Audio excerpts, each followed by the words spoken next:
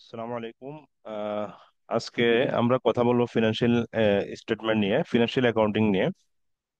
তো আমরা ধারাবাহিকভাবে ফিনান্সিয়াল অ্যাকাউন্টিং কথা বলছি। আহ, আজকে আমরা পরবর্তী চ্যাপ্টার হলো যে ক্যাশ ফ্লো স্টেটমেন্ট, কেমন স্টেটমেন্ট অফ ক্যাশ ফ্লো। এটা হলো আমাদের চ্যাপ্টার 6। আমরা বিগত ক্লাসগুলোতে ধারাবাহিকভাবে ফিনান্সিয়াল অ্যাকাউন্টিং আলোচনা করে আসছি। তো আজকে আমরা একটু অগ্রসর হচ্ছি ইনশাল্লাহ। ক্যাশ ফ্লো স্টেটমেন্ট, এটার পরে আমরা চ্যাপ্টার 7-এ চলে যাব। তো ক্যাশ ফ্লো স্টেটমেন্ট, নগদ প্রবাহ বিবরণী আমরা ধারাবাহিকভাবে যে আলোচনা করছি, যেহেতু এমসিকিউ পরীক্ষা, প্রথমে আমরা টপিকগুলো আলোচনা করব।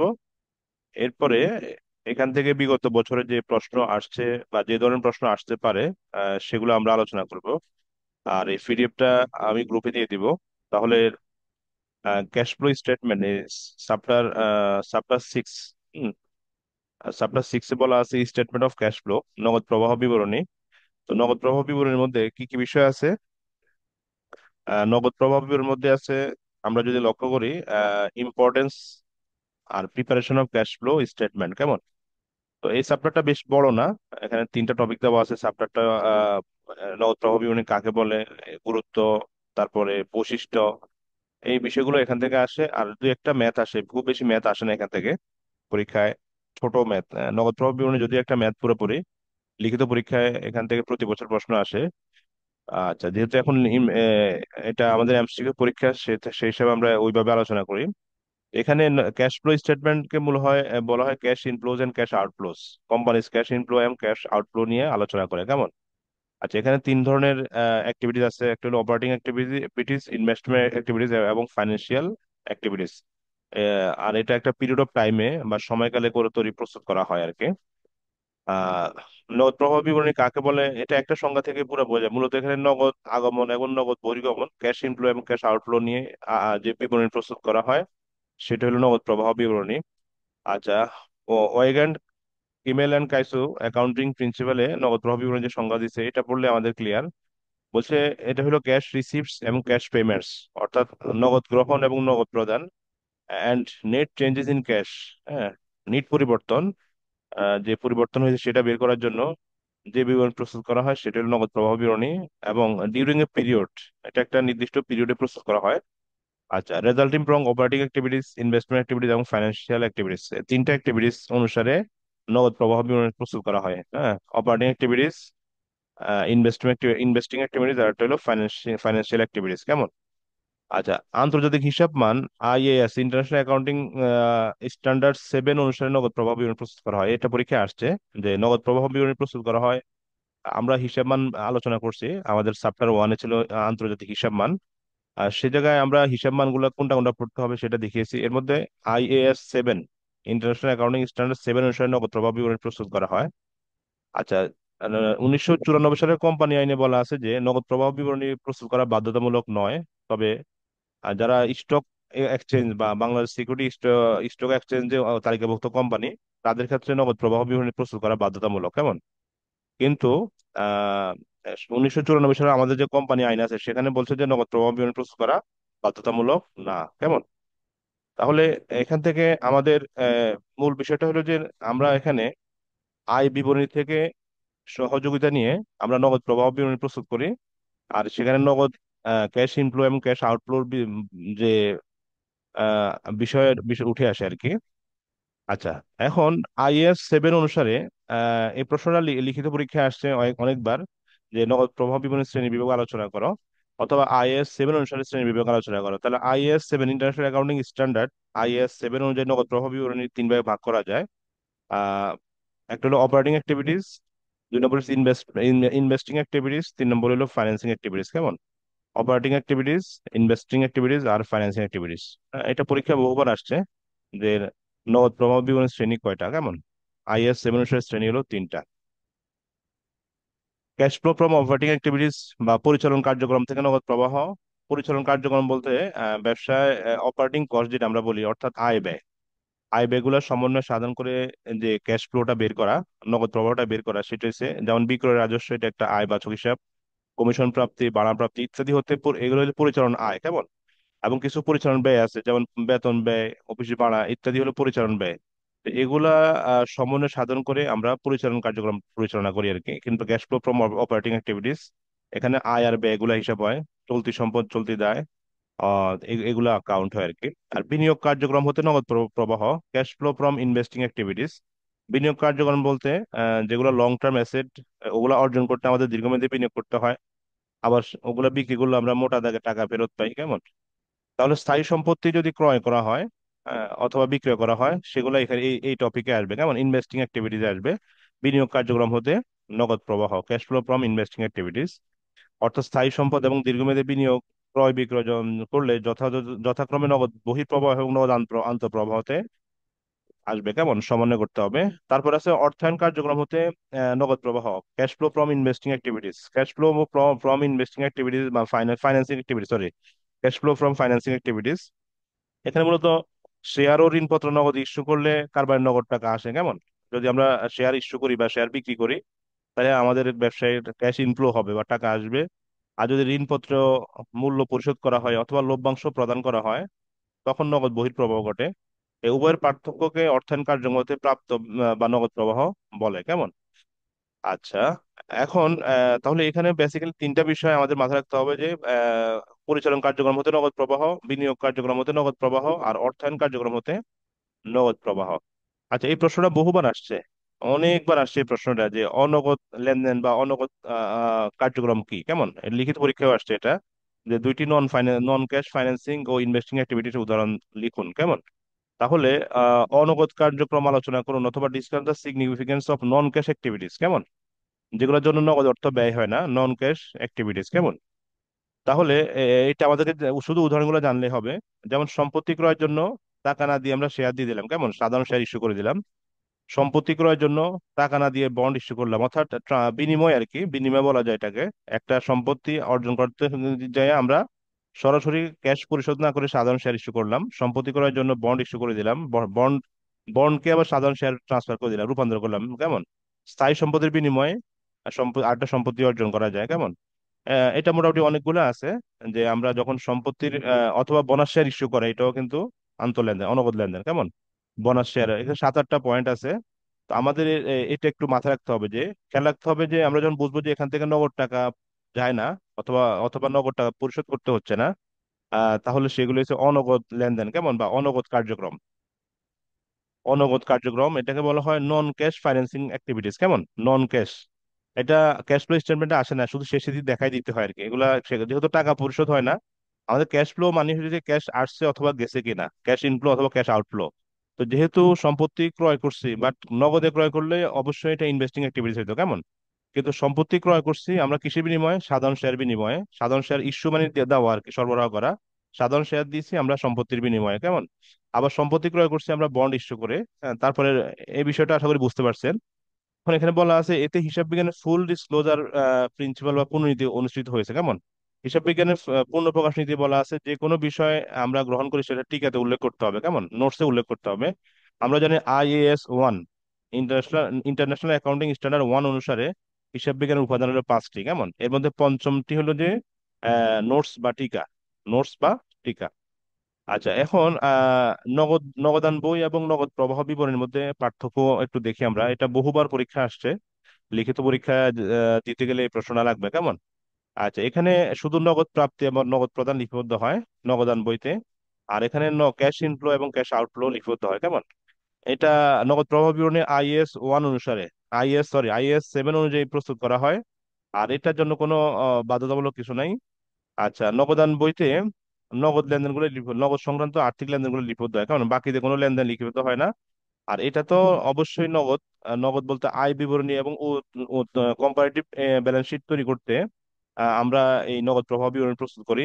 এবং আয় বিবরণীর সাহায্য নিয়েই মূলত নগদ প্রবাহ বিবরণী প্রস্তুত করা হয় আর কি। আর এটাতে আয় বিবরণীর সাহায্যের প্রয়োজন নেই। আচ্ছা। আচ্ছা, নগদ প্রবাহ বিবরণীর বৈশিষ্ট্যের মধ্যে এটা একটা এটা পরীক্ষা আসছে যে এটা কবে কখন প্রস্তুত করা হয়। আমরা বলছি নগদ প্রবাহ বিবরণী একটা পিরিয়ডে, টাইম পিরিয়ড অ্যাজাম্পশন অনুসারে একটা নির্দিষ্ট পিরিয়ডে, অর্থাৎ 3 মাস, 6 মাস, 9 মাস, 12 মাস, যে কোনো একটা সময়, অর্থাৎ একটা সময়কাল শেষে। আর সময়কালটা কত হবে এটা সংশ্লিষ্ট প্রতিষ্ঠান সিদ্ধান্ত নিবে, আমরা নিতে পারবো না, কেমন? সংশ্লিষ্ট সময়কাল, এটাকে কালান্তিক বলা হয় আর কি, কালান্তিক বিবরণী এটা। কালান্তিক মানে হলো পিরিয়ড আর কি, কেমন? আচ্ছা। আচ্ছা, এখানে আরেকটা প্রশ্ন আসছে লিখিত পরীক্ষায় যে ফ্রি ক্যাশ ফ্লোটা কি, কেমন ফ্রি ক্যাশ ফ্লো অথবা মুক্ত নগদ, এটা অবশ্য ইংলিশে বলে ফ্রি ক্যাশ ফ্লো, বাংলা হচ্ছে মুক্ত নগদ প্রবাহ কি। মুক্ত নগদ প্রবাহ, প্রবাহ হলো যে পরিচালন পরিচালন কার্যক্রম হতে যে নেট নগদ প্রবাহ পাওয়া যায়, সেখান থেকে যদি আমরা ক্যাপিটাল ক্যাপিটাল এক্সপেন্ডিচার বা মূলধনী ব্যয় বাদ দিই এবং নগদ প্রদত্ত লভ্যাংশ বাদ দেওয়া হয়, দুটা জিনিস বাদ দেওয়া হয়, কেমন পরিচালন কার্যক্রম হতে প্রাপ্ত নগদ প্রবাহ থেকে যদি আমরা ক্যাপিটাল এক্সপেন্ডিচার বা মূলধন ব্যয় এবং নগদ প্রদত্ত ব্যয় বা ডিভিডেন্ড পেইড বাদ দেওয়া হয়, তখন মুক্ত নগদ প্রবাহ পাওয়া যায়, কেমন। এটা অবশ্য নিচে সূত্র আকারে দেওয়া আছে, মুক্ত নগদ প্রবাহ ইকুয়াল টু পরিচালন কার্যক্রম হতে নগদ প্রবাহ থেকে যদি আমরা ক্যাপিটাল এক্সপেন্ডিচার এবং ডিভিডেন্ড পেইড, অর্থাৎ লভ্যাংশ যে অংশটা, যে যত টাকা লভ্যাংশ দেওয়া হয়েছে এবং ক্যাপিটাল এক্সপেন্ডিচার, এই দুইটা যদি বিয়োগ করি তাহলে আমরা যেটা পাবো সেটা হচ্ছে ফ্রি ক্যাশ ফ্লো, কেমন মুক্ত নগদ প্রবাহ। এটা অনেক সময় সূত্র আকারে জানতে চাই আর কি এমসিকিউতে, যে মুক্ত নগদ প্রবাহ বলতে কি বোঝায়, তাহলে এটা হবে কি, এটা এটা হবে, কেমন। আচ্ছা, পরিচালন কার্যক্রম হতে নগদ প্রবাহ নির্ণয়, এই ধাপে বকেয়া ভিত্তিতে যেহেতু আয় বিবরণী প্রস্তুত করা হয়, হিসাব বিজ্ঞান যেহেতু বকেয়া ভিত্তিকে বিশ্বাস করে এবং এটাকে আন্তর্জাতিক সংস্থা গ্যাপ গ্যাপ বকেয়া ভিত্তিকে আমাদের হিসাব বিজ্ঞানের ভিত্তি দুইটা, একটা হচ্ছে বকেয়া ভিত্তি আর একটা নগদান ভিত্তি, বাট গ্যাপ এবং আন্তর্জাতিক যে হিসাব মান সংস্থা আছে তারা বকেয়া ভিত্তিকে কি বলে গ্রহণযোগ্য মনে করে। তো আমাদের দেশেও বকেয়া ভিত্তিতে আয় বিবরণী প্রস্তুত হয়, কেমন আয় বিবরণী। এখন এখানে কি করা হয়, এই পরিচালন কার্যক্রম হতে নগদ প্রবাহ বের করতে আয় বিবরণী হতে প্রাপ্ত নিট আয়কে নিট নগদে রূপান্তর করা হয়। নিট আয়ের যখন আমরা বের করি, এখানে কিন্তু কতগুলো অনগদ লেনদেন হিসাবভুক্ত হয়, কিন্তু আমরা যখন নগদ প্রবাহ নির্ণয় করব সেগুলোকে আমরা সমন্বয় করতে হবে। যেমন নিট আয় বের করতে গেলে আমরা অবচয়টাকে খরচ হিসেবে দেখিয়ে বাদ দিই, কেমন, কিন্তু অবচয়তে আসলে সরাসরি টাকা যায় না। আর আমরা যদি ক্যাশ ফ্লো স্টেটমেন্ট তৈরি করবো যেগুলো টাকা যাবে না, কিন্তু নিট আয়তে আমরা অবশ্যই অবচয়কে বাদ দিয়ে দেখাইছি, এখানে এটা যোগ করে দেখাইতে হবে। তাহলে আমাদের আমাদের আমরা মূলত ক্যাশ ফ্লো স্টেটমেন্ট তৈরি করি যে আমাদের ক্যাশ আসছে কিনা অথবা গেছে কিনা।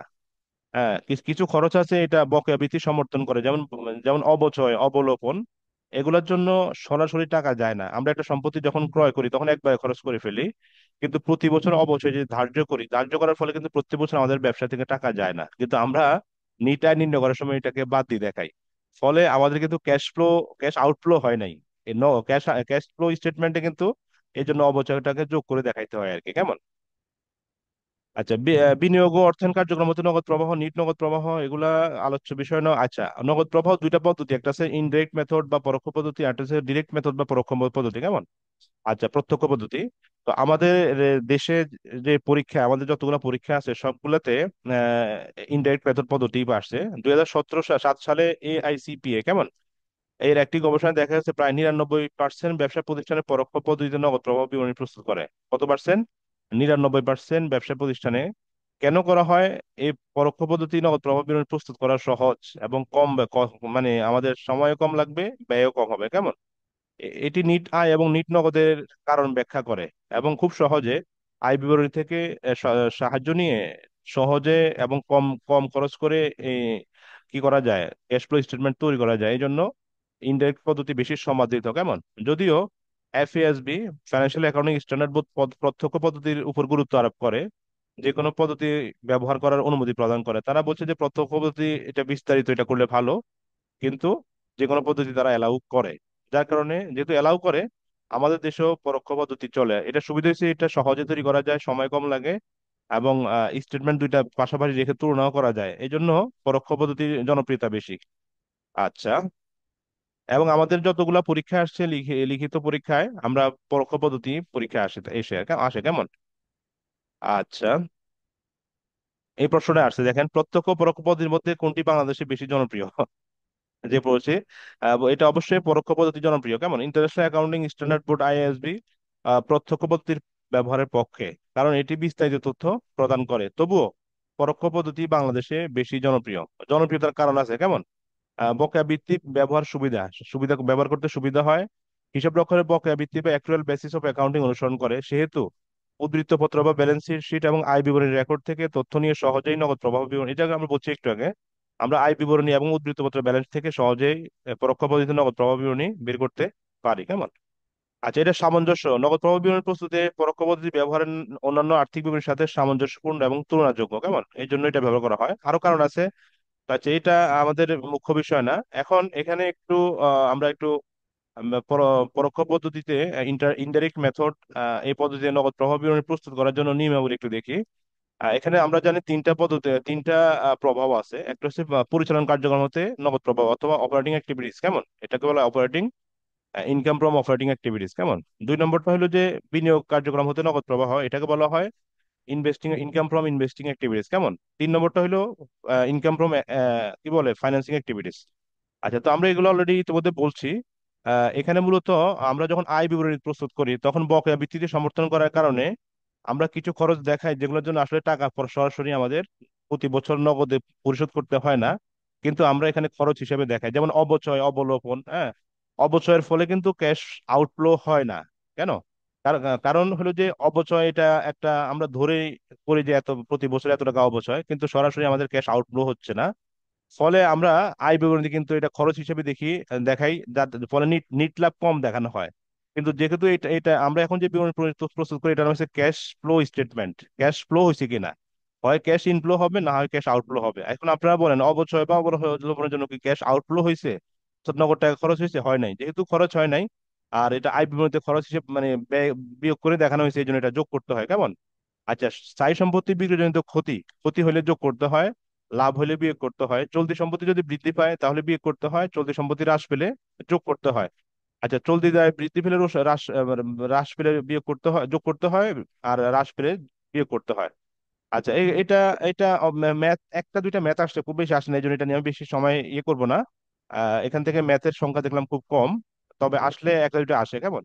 তা আচ্ছা, তার মানে যদি চলতি দায় আহ, হ্রাস পায় তাহলে বিয়োগ, আর চলতি দায় যদি বৃদ্ধি পায়, আহ দুইটাই একই লেখা হয়ে গেছে নাকি এখানে? তাই ভুল আছে। আচ্ছা, এখন দেখেন 2 নম্বর হচ্ছে বিনিয়োগ কার্যক্রম হতে নগদ প্রবাহ। বিনিয়োগ কার্যক্রম হলে যদি আমরা কোনো সম্পত্তি বিক্রি করি তাহলে ব্যবসায় টাকা আসবে, কেমন। যদি কোনো স্থায়ী সম্পত্তি বিক্রি করা হয় তাহলে ব্যবসায় টাকা আসবে, এটা যোগ করতে হবে, কেমন।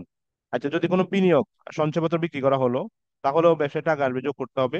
আর কোনো সম্পত্তি যদি ক্রয় করা হয়, স্থায়ী সম্পত্তি ক্রয় হলে কি করতে হবে? বিয়োগ করতে হবে।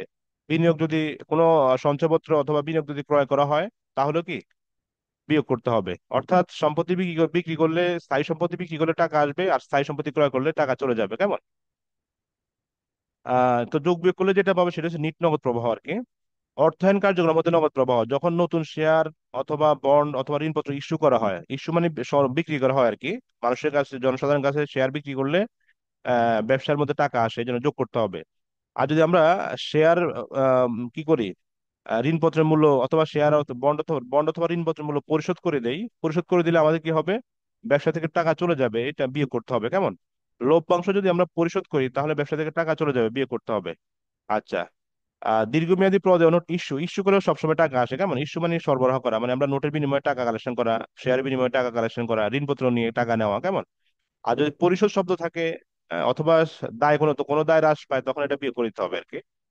আচ্ছা, এরপরে আমরা নিট নগদ বৃদ্ধি বা হ্রাস পাবো, প্রারম্ভিক নগদ তহবিল যোগ করলে আমরা সমাপনী নগদ তহবিল। এটা আমাদের মূলত অঙ্ক, যদি আমরা করতাম তাহলে এটা বিস্তারিত লাগতো, এখানে ছোট্ট করে জানতে হবে আর কি, এত বিস্তারিত এটা লাগবে না। এটা একটা পার্ট থেকে একটা ম্যাথ আসবে, দেখবেন যে অর্থায়ন কার্যক্রম থেকে ছোট্ট একটা দুইটা জিনিস দিয়ে জানতে যেতে পারে, অথবা বিনিয়োগ থেকে ছোট দুইটা দিয়ে জানতে যেতে পারে, অথবা, এই জন্য নিয়মটা একটু মাথায় রাখতে হবে আর কি।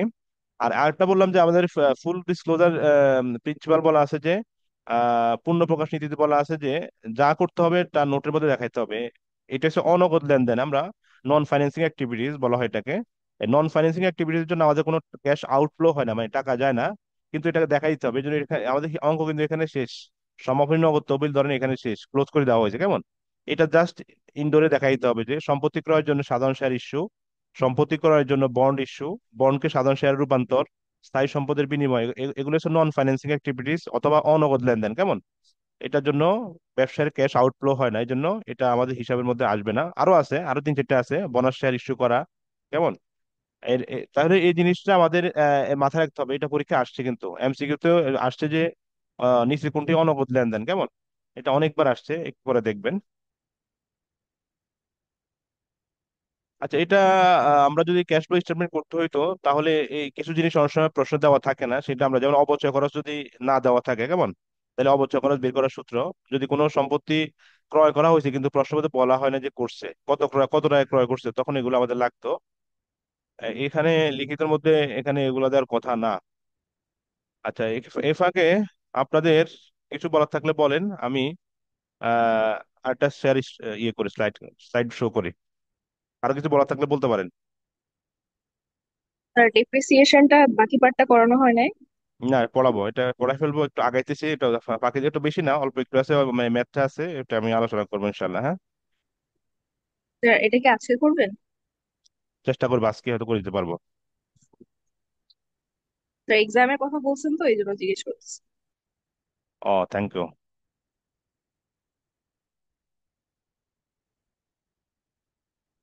আপনারা কি আছেন? আমি তো ভাবছি এই সময় কেউ থাকবেন না। কি ছুটি ছুটি আছে নাকি সবার? আর আজকে তো শনিবার। ও আচ্ছা।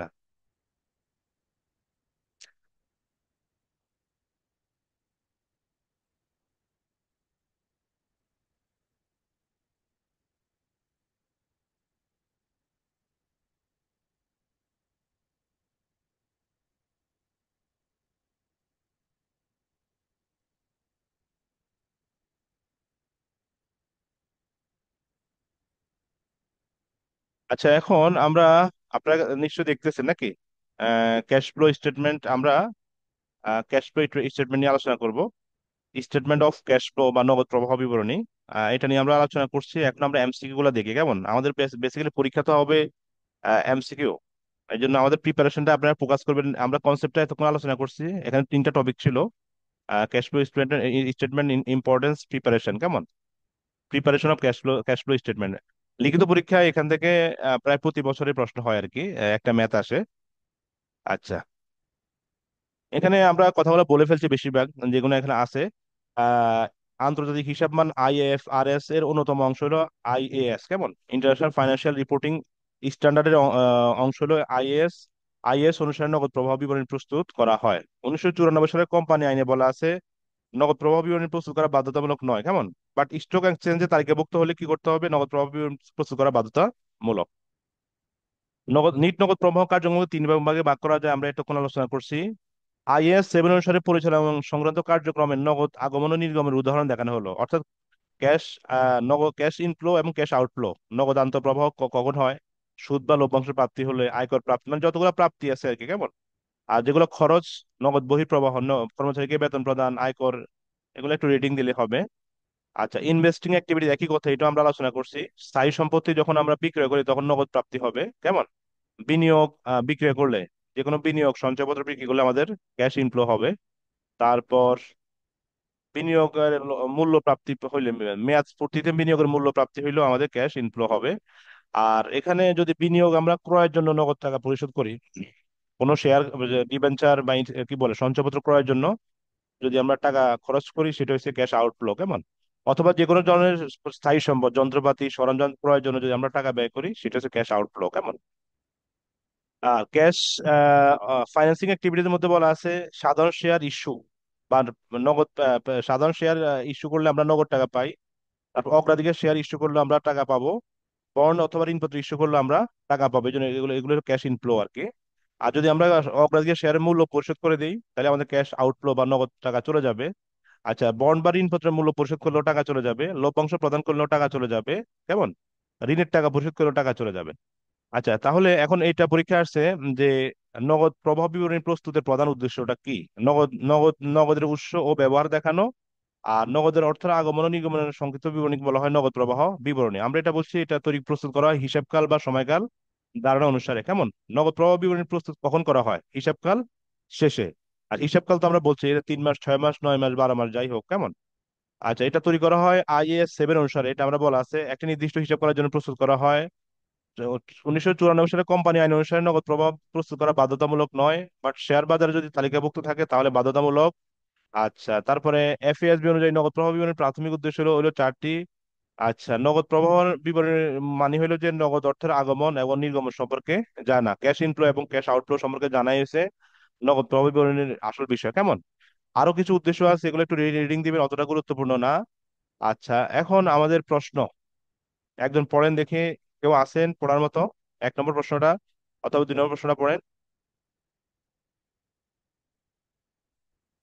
সুরাই পড়েন দেখি।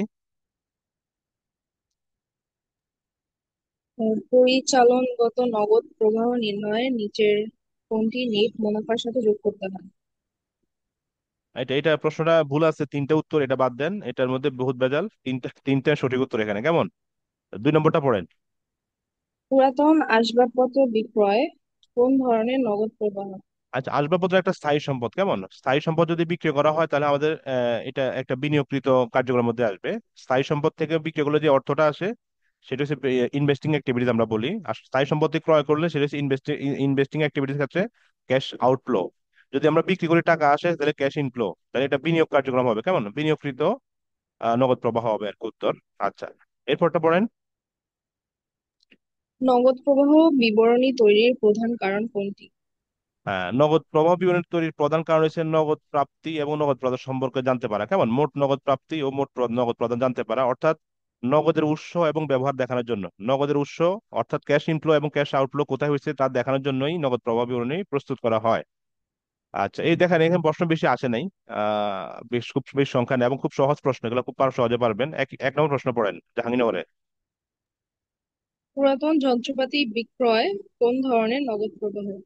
যন্ত্রপাতি একটা অ্যাসেট, তাহলে বিনিয়োগকৃত হবে, 2 নম্বর উত্তর বি। তারপর শেয়ার ইস্যুর মাধ্যমে জমি ক্রয় করা হলে নগদ শেয়ার প্রবাহ ইস্যুর মাধ্যমে জমি ক্রয়, তাহলে জমি শেয়ার ইস্যুর মাধ্যমে যে জমি ক্রয় হলো, আমাদের কোনো ক্যাশ যায় নাই, আমরা কিনছি জমি, দিলাম শেয়ার, কেমন? তার মানে এটা একটা অনগদ লেনদেন। কি লেনদেন? নন ক্যাশ অ্যাক্টিভিটিস আর কি। আমরা এতক্ষণ বলছি না নন ক্যাশ অ্যাক্টিভিটিস অনেকগুলো আছে, তাহলে এটা বিনিয়োগ, পরিচালনা, অর্থায়ন, তিনটার একটা না, এটা হচ্ছে অনগদ লেনদেন, কোনোটাই না উত্তর, কেমন? উত্তর হবে কি অনগদ লেনদেন হিসেবে বিবেচনা করা হয়, কারণ আমরা কিনছি জমি, দিলাম শেয়ার, কোনো ক্যাশ টাকা যায় নাই, কেমন? আচ্ছা, তারপর হ্যাঁ, 2 নম্বরটা পড়েন এখানে। অনগদ কার্যক্রম কোনটি?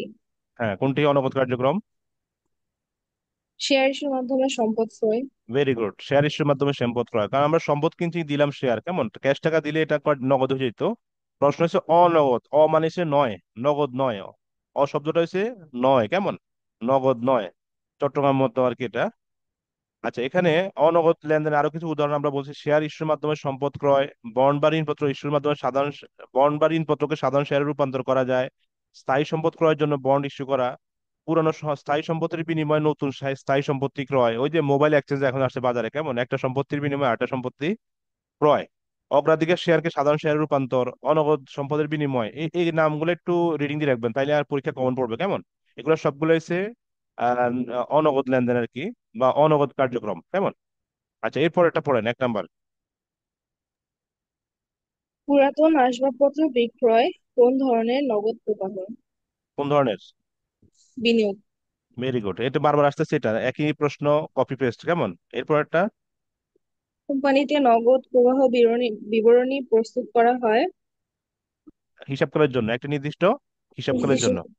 হ্যাঁ, কোম্পানির হিসাব করার জন্য বলা আছে আর কি, মূলত একটা হিসাব করার জন্য তৈরি করা হয়।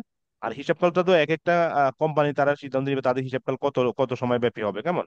আচ্ছা, এটা IAS 7 অনুসারে প্রস্তুত করা হয়, আমরা আগে বলছি। তারপরটা নগদ প্রবাহ বিবরণী অনুসারে প্রদেয় বন্ডের মূল্য বৃদ্ধিকে কোন ধরনের লেনদেন? প্রদেয় বন্ডের মূল্য বৃদ্ধিকে কোন ধরনের লেনদেন? এটা কি হবে? ফিনান্সিং হওয়ার কথা। আচ্ছা প্রদ- ন- সরি, অপশন এটা নাই। ইস্যু করে নাই তো, ইস্যু করে নাই তো। যদি ইস্যু করতো যে তাইলে টাকা আসতো, কেমন? এমনি মূল্য বৃদ্ধি করে দিচ্ছে, নগদ প্রবাহ বিবরণী অনুসারে প্রদেয় বন্ডের মূল্য বৃদ্ধিকে কোন ধরনের লেনদেন হিসাবে দেখতে হবে? প্রদেয় বন্ডের মূল্য বৃদ্ধিকে তাৎপর্যপূর্ণ অনগদ লেনদেন হিসাবে গণ্য করা হয়। যেহেতু এখানে যদি বলা হতো যে শেয়ার ইস্যু ইস্যু করে নগদ টাকা প্রাপ্তি, কেমন? তখন সরাসরি বোঝাইতো এটা নগদ লেনদেন, যেহেতু ওটা বলে নাই, এটা ইন্টারনাল লেনদেন হবে আর কি। আচ্ছা, তারপরটা বলেন। যন্ত্রপাতি ক্রয়ে নগদ প্রবাহ বিবরণী কোন অংশে প্রদর্শিত হবে? বিনিয়োগ। হ্যাঁ, কোন? বিনিয়োগ কার্যক্রম, কেমন? যন্ত্রপাতি একটা অ্যাসেট, আর আমরা বলছি অ্যাসেট ক্রয় করলে আমাদের টাকা চলে যাবে, আর অ্যাসেট বিক্রি করলে টাকা আসবে, যা কার আসুক, দুইটাই ইনভেস্টিং অ্যাক্টিভিটি আর কি। আচ্ছা, তারপরে আবার এটা আসছে, দেখেন একই প্রশ্ন বারবার। 2 নম্বরটা কি আসছে? পুরাতন যন্ত্রপাতি বিক্রয়। হুম, স্যার সেম তো, বিনিয়োগকৃত। বিনিয়োগ কার্যক্রম। তারপর পরিচালনগত নগদ প্রবাহ নির্ণয়ে কোনটি নেট মুনাফার সাথে যোগ করতে হয়? যোগ করতে হয়, কোনটি যোগ করতে হয়? অবচয় যোগ করতে হয়, কেমন? অবচয় আমরা আয় বিবরণী যখন তৈরি করি তখন অবচয়টাকে আমরা বিয়োগ করে দেখাই, এটা একটা ব্যয় হিসেবে দেখাই, কিন্তু এটার জন্য যেহেতু টাকা আসলে পরিশোধ করতে হয় না, বাট সরাসরি টাকা যায় না, তো নগদ প্রভাব বিরোধীটাকে উল্টা করে দিতে হয়, যোগ করে দিতে হয় আর কি, কেমন? অনগদ লেনদেন অনেকগুলো আছে, অবচয়, অবলোপন, এগুলো একই নাম। অবচয়, অবলোপন, অবক্ষয়, এগুলো তো আমরা জানি একই নাম, কেমন? আচ্ছা, তারপর স্থায়ী সম্পত্তি বিক্রির জন্য ক্ষতিও যোগ করতে হয় আর কি। আচ্ছা, এখানে আসেন লভ্যাংশ বাবদ নগদ প্রদান, নগদ প্রভাব বিন্দু কোন কার্যক্রম অন্তর্ভুক্ত? লভ্যাংশ যখন প্রদান করা হয় তাহলে আমাদের ক্যাশ চলে যায়, এটা আমরা ফাইন্যান্সিং অ্যাক্টিভিটি বলি, কেমন? ফাইন্যান্সিং আছে কিনা? হ্যাঁ, অর্থ সংস্থান কার্যক্রম, শেয়ার ইস্যু, বন্ড ইস্যু, লভ্যাংশ প্রদান ইত্যাদি অর্থ সংস্থান বা ফাইন্যান্সিং অ্যাক্টিভিটিস, কেমন? এরপরটা পড়েন, 5 নম্বরটা কি বলছে? IS 7 অনুসারে নগদ প্রবাহ বিবরণী প্রস্তুতে কয়টি অংশ প্রয়োজন? কয়টি অংশ তিনটি। প্রয়োজন? 3টি। IS 7 অনুসারে 3টি আমরা দেওয়া আছে, কেমন? এটা আমরা বারবার আলোচনা করছি, পরিচালন, বিনিয়োগ, অর্থায়ন। তারপরটা? নিচের কোন লেনদেনের জন্য নগদ অর্থ ব্যয় হবে? ব্যয় হবে, কোনটা হবে? পূর্বে প্রদত্ত ভাড়া। হ্যাঁ, ওগুলো আর যেগুলো আছে সেগুলো অনগদ লেনদেন, কেমন? অবচয়, অবলোপন, অবক্ষয়, শূন্যীকরণ, কুঋণ, অবলোপন, এগুলো সব হচ্ছে অনগদ লেনদেন, টাকা যায় না। আচ্ছা, তারপর 7 নম্বরটা দেখেন, একটু ভিন্ন ভিন্ন আঙ্গিকের প্রশ্ন। নিচের কোনটি প্রকৃত বিনিয়োগ নয়? হ্যাঁ, কোনটি হবে এটা? শেয়ার, সঞ্চয়পত্র ক্রয়, কেমন? বলছে সব ধরনের সঞ্চয়পত্র কোনো প্রকৃত বিনিয়োগ নয়, এটি এক প্রকার সঞ্চয়, টাকা রাখার জন্য এটা এক প্রকার সঞ্চয়, এটা আসলে বিনিয়োগ না। মানে এটা একটা সূক্ষ্ম প্রশ্ন, কিন্তু পরীক্ষার মধ্যে এটা পড়ে না গেলে কিন্তু ভুল হয়। এগুলো এটা অবশ্য একটা তথ্যগত ইনফরমেশনের মতো আর কি। আচ্ছা, 11 নম্বর প্রশ্ন আরেকটু ভিন্নভাবে আসছে, দেখেন তো কি আসছে এটা, 11 নম্বর প্রশ্নটা। বাংলাদেশে নগদ প্রবাহ বিবরণী কোন হিসাবমান অনুসারে তৈরি করা হয়? আমি প্রথমে ভাবছি এটা উত্তর হবে IS 1, কেমন? IS 7, কিন্তু এখানে IS 7 নাই, 1, পরে ভাবছি প্রশ্ন ভুল। এখন দেখতেছি না, এখানে প্রশ্নটা ছিল বাংলাদেশ। আচ্ছা, এখানে বেসিক্যালি নগদ প্রবাহ বিবরণী প্রস্তুত করা হয় IS 7 অনুসারে, ইন্টারন্যাশনাল অ্যাকাউন্টিং স্ট্যান্ডার্ড 7 অনুসারে। আর আমাদের দেশে যেহেতু IAS কে নকল করে, মানে অনুসরণ করে আমাদের স্ট্যান্ডার্ড তৈরি করা হয়েছে, সেটাকে বলা হয় BAS, বাংলাদেশ অ্যাকাউন্টিং স্ট্যান্ডার্ড, কেমন? তাহলে প্রশ্ন ছিল বাংলাদেশ নগদ প্রবাহ বিবরণী, এই জন্য উত্তর হবে বাংলাদেশ অ্যাকাউন্টিং স্ট্যান্ডার্ড 7, কেমন? এই হলো একটু সূক্ষ্ম, এটা হলো প্রশ্নকর্তার মাথার মধ্যে মগজ আছে, কেমন? সে IAS না দিয়া দিতেছে, যদি প্রশ্ন আসতো নগদ প্রবাহ বিবরণী কোন হিসাব মানুষের তৈরি করা হয়, উত্তর হবে IS 7। কিন্তু উনি এখানে IAS না বইলা শব্দটা আগে যোগ করছে বাংলাদেশ, এই জন্য এখানে IAS না হয়েছে, BAS হয়েছে, বুঝছেন? বাস, আপনাদেরকে এভাবে পরীক্ষা বাস দিতে পারে, কেমন? আচ্ছা, তারপরে আসেন, 8 নম্বরটা কি বলছে? নগদ প্রবাহ বিবরণী তৈরির প্রধান কারণ কোনটি? প্রধান উদ্দেশ্য কোনটি, কেমন? তাহলে প্রধান উদ্দেশ্য হলো যে নগদ, আমরা বলছি ক্যাশ ইনফ্লো এবং ক্যাশ আউটফ্লো সম্পর্কে জানতে পারা আর কি, আমাদের কোথায় টাকা আসতেছে, কোথা থেকে টাকা যাইতেছে, নগদ উৎস এবং ব্যবহার দেখানো, নগদের উৎস এবং ব্যবহার দেখানো, এটা হচ্ছে মূল উদ্দেশ্য। অর্থাৎ ক্যাশ ইনফ্লো এবং ক্যাশ আউটফ্লো আর কি। এটার বাংলা বলছে নগদের উৎস, উৎস মানে হচ্ছে টাকা কোথা থেকে আসছে এবং কোথায় গেছে এবং ব্যবহারটা কেমন, এটা দেখানোর জন্য। আচ্ছা, তারপর, আচ্ছা এটা সহজ, দেখেন একদম সহজ প্রশ্ন, দেখেন কি লেগেছে, 9 নম্বর। খরচটি নগদে পরিশোধযোগ্য। হ্যাঁ, কোনটা? স্যার, আয়কর। ব্যাংক চার্জ, তারপরে অবলোপন, প্রদত্ত ভাতা, আহ সরাসরি না, কিন্তু আয়করটা ধর নগদে দিতে হবে, কেমন? আয়কর যখন আসতে হয় কর্তৃপক্ষকে টাকা পরিশোধ করতেই হবে। আচ্ছা, তারপর এই তো মোটামুটি সহজ প্রশ্ন। 1 নম্বর কি আছে এটা? IS 7 অনুযায়ী কোনটি অর্থ সংস্থান কার্যক্রমের অন্তর্ভুক্ত?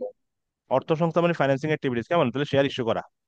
আচ্ছা, সাধারণ শেয়ার বিনিময়, জমি ক্রয়, একটার বিনিময়ে আরেকটা ক্রয় করছে, এটা হচ্ছে অনগদ লেনদেন। স্থায়ী সম্পত্তি বিক্রি কিন্তু মুনাফা, এটা বিয়োগ করতে হবে পরিচালনা কার্যক্রম থেকে। মুনাফা হলে বিয়োগ, আর খরচ হলে যোগ করতে হয়। দীর্ঘমেয়াদী বিনিয়োগ করা, এটা বিনিয়োগ, ইনভেস্টিং অ্যাক্টিভিটিস, তার মানে এটা, কেমন? আচ্ছা, আমি সবগুলো অপশন পড়তেছি না, সময় কি হবে, আপনাদেরকে সহজ করে দিচ্ছি স্যার, এটা 3 নম্বরটা পড়েন। শেয়ার ইস্যুর মাধ্যমে জমি ক্রয় 5 লাখ টাকা নিচের কোন ধরনের কার্যকরী?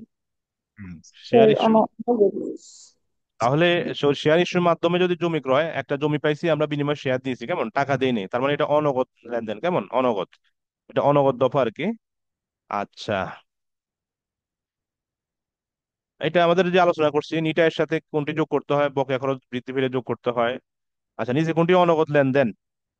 নিচের কোনটি অনগদ লেনদেন? বন্ডকে শেয়ারে রূপান্তর করা, বন্ডকে যদি শেয়ারে রূপান্তর করা হয় তাহলে আমাদের টাকা যায় না। আবার আসছে আন্তর্জাতিক হিসাব মান কত অনুযায়ী নগদ প্রবাহ বিবরণী প্রস্তুত করা হয়, উত্তর হবে IS 7, কেমন? আচ্ছা, নিচে কোনটি একটি ব্যবসায় প্রতিষ্ঠানের নগদ অর্থের আগমন ও নির্গমন সম্পর্কে জানা যায় নগদ প্রবাহ বিবরণী, কেমন? নগদ প্রবাহ বিবরণী কয়টি অংশ আছে? 3টি অংশ, কেমন?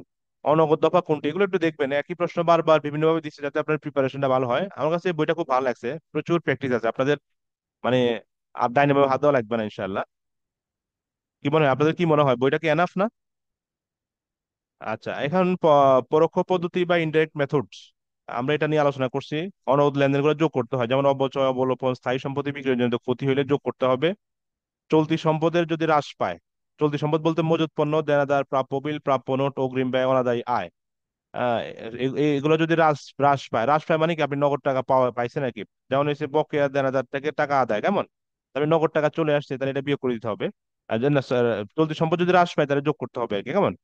আর চলতি দায় যদি বৃদ্ধি পায় তাহলে যোগ করতে হবে। এখানে কোনটা যোগ করতে হবে কোনটা বিয়োগ করতে হবে এটা একটা ব্যাখ্যা আছে আর কি, লিস্ট আকারে আছে। গুরুত্বপূর্ণ অনগদ লেনদেন। আচ্ছা, এখানে অনগদ লেনদেন একটা বল, আমরা এটা বারবার বলছি, শেয়ারকে স্টকে রূপান্তর করলেন অনগদ লেনদেন। শেয়ারকে স্টক, শেয়ার ইস্যুর মাধ্যমে সম্পত্তি ক্রয়, বোনাস শেয়ার ইস্যু, এগুলো হচ্ছে অনগদ লেনদেন, অর্থাৎ টাকা পরিশোধ করতে হয় না। গুরুত্বপূর্ণ অনগদ কার্যক্রম: লভ্যাংশ বাবদ শেয়ার ইস্যু, বন্ডকে শেয়ারে রূপান্তর, শেয়ারের মাধ্যমে স্থায়ী সম্পত্তি ক্রয়। আচ্ছা, নিচে কোনটি প্রত্যক্ষ পদ্ধতিতে তৈরিকৃত নগদ প্রবাহ বিবরণীতে দেখানো হয়? তাহলে এখানে একটা উত্তর, সরবরাহকারীকে নগদ প্রদান। এটা এই দুইবার আসছে এই প্রশ্নটা, যে প্রত্যক্ষ পদ্ধতিতে নগদ প্রবাহ বিবরণীতে দেখানো হয় কোনটি? সরবরাহকারীকে নগদ প্রদান। আচ্ছা, এখানে ছোটখাটো দুই একটা ম্যাথ আসছে, কেমন? দেখেন এই ম্যাথটা একটু পড়া যায় কিনা, পড়েন তো দেখি। নগদী যন্ত্রপাতি ক্রয় 50,000 টাকা, নগদে দীর্ঘমেয়াদী বন্ড পরিশোধ 70,000 টাকা, অবচয় আচ্ছা খরচ 30,000 টাকা, স্থায়ী সম্পদ বিক্রয়জনিত ক্ষতি 20,000 টাকা, লভ্যাংশ নগদে পরিশোধ 30,000 টাকা, সুনামের অবলোপন 10,000 টাকা, সুদ প্রদান 15,000 টাকা। অর্থায়ন সংক্রান্ত কার্যক্রমের বহিঃপ্রবাহের পরিমাণ কত? আচ্ছা, বহির্প্রবাহ মানে ক্যাশ আউটফ্লো আর কি। আপনারা পুরো প্রশ্ন পড়া না পড়ে সবসময় শেষের লাইনটা পড়ে ফেলবেন আগে, যে প্রশ্ন কি বলছে। আপনাকে এখানে কিন্তু সব তথ্য দিছে। আমাদের যে আমরা বলছি যে ক্যাশ ফ্লো স্টেটমেন্ট তিনটা পার্ট আছে: ইনভেস্টিং অ্যাক্টিভিটিস, ফাইন্যান্সিং অ্যাক্টিভিটিস, কেমন? Operating activities. এখন তারা তিনোর জায়গায় তথ্য দিছে, কিন্তু জানতেছে যে একটা জায়গা অর্থায়ন কার্যক্রম থেকে, অর্থাৎ ফাইন্যান্সিং অ্যাক্টিভিটিস থেকে বহির্প্রবাহ পরিমাণ জানতে চাইছে। শুধু বহির্প্রবাহ জানতে চাইছে, মানে ক্যাশ আউটফ্লোটা জানতে চাইছে, কেমন? তো শুরুতে আপনি শেষটা পড়ে দাগ দিয়ে ফেলবেন, এরপর প্রশ্ন পড়বেন, তাইলে আপনার টাইমটা সেভ হবে। না হলে আপনি একবার পড়ছেন, আবার পড়বেন কি বলছে, আবার উপরে যাবেন, এতে টাইম কষ্ট হবে, নষ্ট হবে। যদিও টাইম পাবেন ইনশাল্লাহ, কারণ কিছু কিছু প্রশ্ন আছে আপনি সেকেন্ডে পারবেন, কিছু সময় কিছু কয়েকটা প্রশ্ন হয়তো 10% প্রশ্ন আপনার সময় খাবে আর কি। আচ্ছা, এখানে বলছে যে অর্থায়ন সংক্রান্ত কার্যক্রমের বহির প্রবাহ কত, কেমন? অর্থায়ন কার্যক্রম বলতে আমরা বলি, যদি এখানে আছে নগদে দীর্ঘমেয়াদী বন্ড পরিশোধ, বন্ড যদি পরিশোধ করে তাহলে আমাদের ক্যাশ আউটফ্লো হয়। আমাদের জানতে চাইছে ক্যাশ আউটফ্লো কত, বহির প্রবাহ কত, কেমন? তাহলে বন্ডের মূল্য পরিশোধ করে আমাদের ফাইন্যান্সিং অ্যাক্টিভিটিস টাকা পরিশোধ হয় বা ক্যাশ আউটফ্লো হয়। অবচয় করে সেটা এখানকার বিষয় না। স্থায়ী সম্পত্তির জন্য ক্ষতি, এটাও অপারেটিং অ্যাক্টিভিটিস। লভ্যাংশ নগদে পরিশোধ, পরিশোধ করলে ক্যাশ আউটফ্লো হয়, কেমন? তাহলে এই দুইটার যোগফল কত হয়? 70 আর 30-এ 1 লক্ষ টাকা, উত্তর হচ্ছে 1 লক্ষ টাকা, কেমন? ছোট ম্যাথ, একদম ছোট ম্যাথ। এরপরটা পড়েন। স্যার, এখানে সুদ প্রদানটা বাদ যাচ্ছে কেন? কই? সুদ প্রদান, সুদ তো একটা ব্যয়। এটা এখানে এটা হবে অপারেটিং অ্যাক্টিভিটির মধ্যে যাবে। অবচয় খরচের মতো একটা ব্যয় আর কি, ব্যয়বাচক হিসাব। ওকে স্যার, কোন খরচটির জন্য নগদ অর্থ ব্যয় হয় না? হ্যাঁ, তাহলে অবচয়। অবলোপন, বার্তা, এগুলো হচ্ছে অনগত ব্যয় হয় না, কেমন? আচ্ছা, প্রত্যক্ষ পদ্ধতি বা ডিরেক্ট মেথডে নগদ প্রবাহ বিবরণী কোনটি রিপোর্ট প্রদান করতে হয়? সাপ্লায়ারকে নগদ প্রদান, ওই যে বলছি এটা সরবরাহকারীকে নগদ প্রদান, এখানে সরবরাহকারীকে ইংলিশে বলছে সাপ্লায়ারকে নগদ প্রদান, এটা মনে রাখবেন। এটা প্রত্যক্ষ পদ্ধতি, কেমন?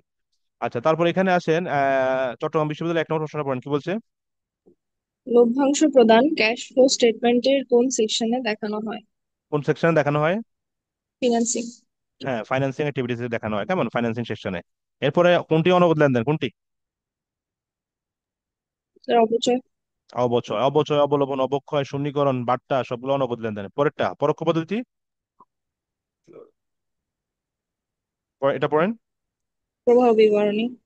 জি হ্যাঁ, স্যার। এটা নগদ প্রবাহ বিবরণী নাকি? পরোক্ষ পদ্ধতিতে কোন বিবরণী প্রস্তুত করা হয়? নগদ প্রবাহ বিবরণী। এখানে ম্যাথ ট্যাথ বেশি নাই, ছোট ছোট ম্যাথ আছে কয়েকটা। আহ, আচ্ছা, এখানে একটু পড়েন দেখি, রিডিং দিলে হবে দু একটা প্রশ্ন, এটা পড়েন তো। স্টক এক্সচেঞ্জ তালিকাভুক্ত পাবলিক লিমিটেড কোম্পানি, আচ্ছা সরি, কোশ্চেনটা বাংলাদেশে কোন ধরনের কোম্পানির জন্য নগদ প্রবাহ বিবরণী প্রস্তুতকরণ বাধ্যতামূলক করা হয়েছে? স্টক এক্সচেঞ্জ কোম্পানি যারা তালিকাভুক্ত কেমন তাদের জন্য। আচ্ছা, এখানে 18 নম্বর কি বলছে এখানে। পুরাতন আসবাবপত্র বিক্রয় কোন ধরনের নগদ প্রবাহ বিনিয়োগ হুম, কার্যক্রম? এরপরটা। নগদ লভ্যাংশ বাবদ প্রদান কোন ধরনের নগদ প্রবাহ? অর্থায়ন। হুম। ভূমি ক্রয় বাবদ বিনিয়োগ, আচ্ছা এই তো, বন্ড ইস্যু করলে অর্থায়ন। অর্থাৎ এই যে মোটামুটি ক্লিয়ার এখানে। ছোট আর দু একটা ম্যাথ আছে। দেখেন একটা ম্যাথ আছে এখানে, দেখি আমরা এটা পারি কিনা। বিরাট প্রশ্ন কেমন। হ্যাঁ, কিন্তু উত্তর ছোট আছে, সমস্যা নেই। কুমিল্লা বোর্ডে কুমিল্লা বিশ্ববিদ্যালয়ে আসছে, পড়েন তো প্রশ্নটা, বিরাট একটা প্রশ্ন। স্যার এখানে বের করতে বলতে পরিচালন সংক্রান্ত কার্যক্রম ভেরি কোনটা? গুড। থ্যাংক ইউ আপনাকে প্রশ্ন বুঝে ফেলার জন্য। আমি কিন্তু আমি দাগায় দাগায় পড়ি, দেখেন না। পরিচালন সংক্রান্ত কার্যক্রম হতে নগদ প্রবাহ, তার মানে আপনি এখন পরিচালন গুলো আয় খুঁজবেন, তাহলে পরিচালন বের করতে আমাদের প্রথম লাগে নিটা, নিটা নিচে দাগ দিলাম কেমন। সাধারণ শেয়ার ইস্যু লাগবে না, লভ্যাংশ প্রদান লাগবে না, বিনিয়োগ ক্রয় লাগবে না, মেশিন বিক্রয় লাগবে না। এই লাগবে প্রাপ্য হিসাবে জের। বিগত বছরের প্রাপ্য হিসাবে যেটা ছিল 10,000, আর চলতি বছর হচ্ছে 28,000, দুইটার পার্থক্য হচ্ছে 10,000 কেমন, সরি 18, 28 আর কত, 10, হ্যাঁ 18,000। তাহলে বিগত বছরে আমাদের প্রাপ্য হিসাব ছিল কত, 10,000, আর বর্তমান বছরে আছে 28,000, তাহলে বাড়ছে না কমছে? বাড়ছে কেমন, বৃদ্ধি পেয়েছে। গত বছর ছিল 10,000, এই বছর এসে 28,000, বৃদ্ধি পেয়েছে। আর বৃদ্ধি পেয়ে চলতি সময় যখন বৃদ্ধি পেয়ে তাহলে বিয়োগ করতে হয়, 18,000 টাকা বিয়োগ করতে হবে। আর অবচয় দেওয়া আছে কত টাকা, অবচয় ছিল 10,000 টাকা, এই যে 10,000 টাকা, অবচয় 10,000 টাকা কেমন। তাহলে অবচয়টা যোগ করতে হয়। তাহলে নিটাইয়ের সাথে যদি অবচয় যোগ করি, আর প্রাপ্য হিসাবে বৃদ্ধিটা বিয়োগ করে দিই, একটা একটা যোগ একটা বিয়োগ বিয়োগ করলে যে ফলাফলটা আছে সেটা হচ্ছে 22,000 টাকা, উত্তর 22,000 টাকা কেমন। মানে প্রশ্নটা অনেক বড়, কিন্তু আপনাকে যে অংশটা জানতে চাইছে ওই অংশটা খুঁজে বের করে উত্তর করতে হবে।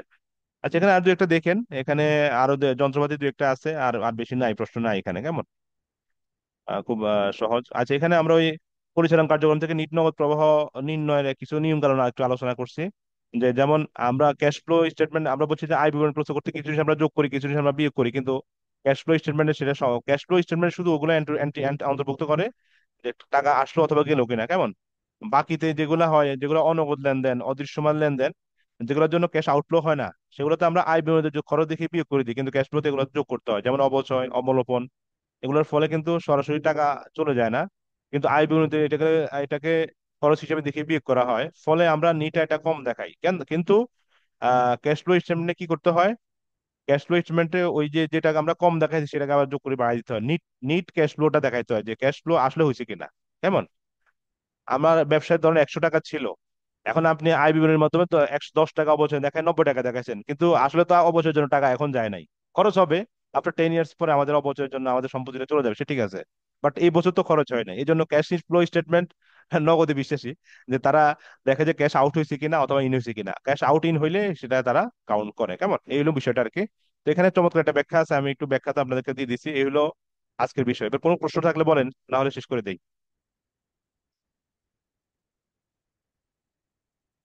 কারো কোনো প্রশ্ন আছে কিনা কোনো বিষয়ে।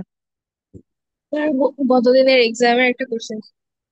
এক্সাম, আচ্ছা সেটা তাহলে আমাকে ইয়েতে দেন, টেলিগ্রামে দেন, তাহলে আমরা এখানে তো দেখানো যাবে, স্ক্রিনটাকে এখন আছে। আপনি শো করতে, আপনার তো শো করার সুযোগ আছে অবশ্য, আপনাদের শো করার সুযোগ আছে, তাহলে রেখে দিই নাকি।